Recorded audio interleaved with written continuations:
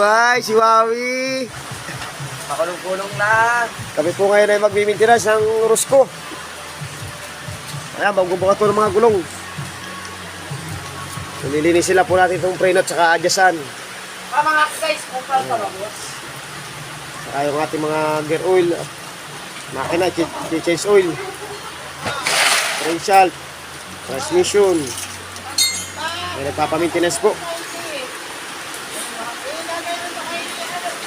Lilinisan po natin kay Carnod. O Carnod, kasingi. At ayos natin yung ano yan. Preno, adyasan mo, pati.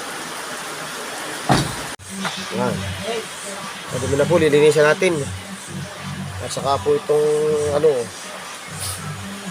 may lilinisin po natin yan.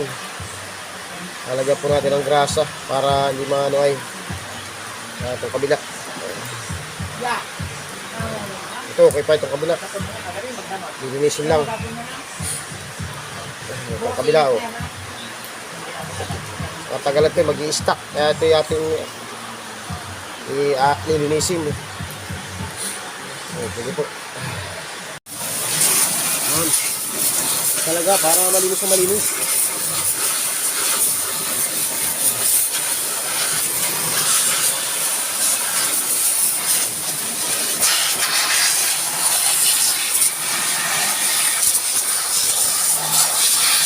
Ayan, okay na po, malinis na. 30 yata yun. Ayan, oh. Malinis na po yan. At na po ang iayos na, ikakabit na lang na maayos. 25. Pangugas natin ano, may pruto na may langis. Para hindi kalawangin.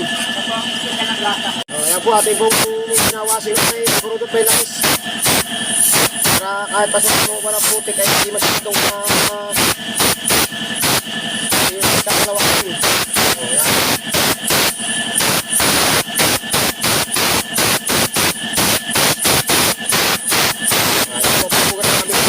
Bagong isang brake drum sa mukha niya, brake shoe, saka ano, para hindi dumulas ang preno. Yan, napakalinis na po. Ayos na po yan.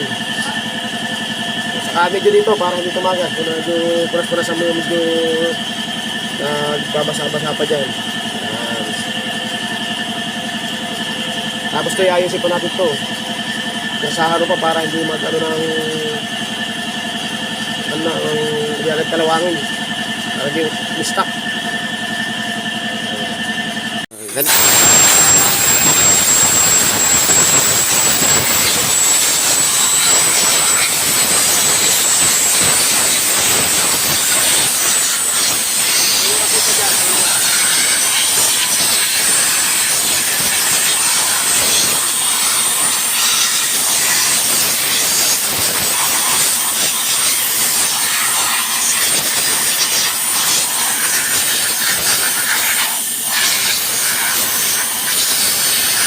Ito na po kabila, kinakaling ni Carnod. Ano Carnod? Oh, tama po kabila, naglilinis. Oh.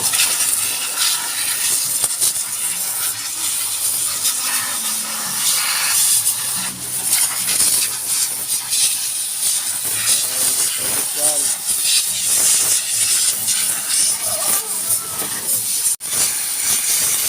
Ito kalawang.